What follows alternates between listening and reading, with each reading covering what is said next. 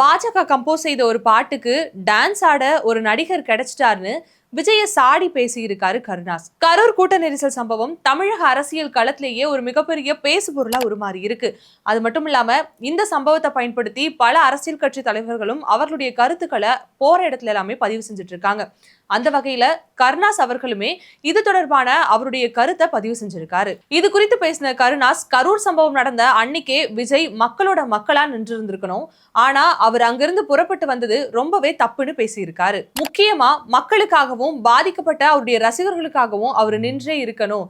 இவரு மக்களுக்காக நிப்பாரா இல்ல இவர் மக்களுக்கான தலைவர் தானா அப்படிங்கறது எல்லாமே மக்கள் தான் முடிவு செய்யணும்னு பேசியிருக்காரு. தொடர்ந்து பேசின அவரு இந்த விஷயத்துல பாஜக சந்துல சிந்து பாடுறாங்க.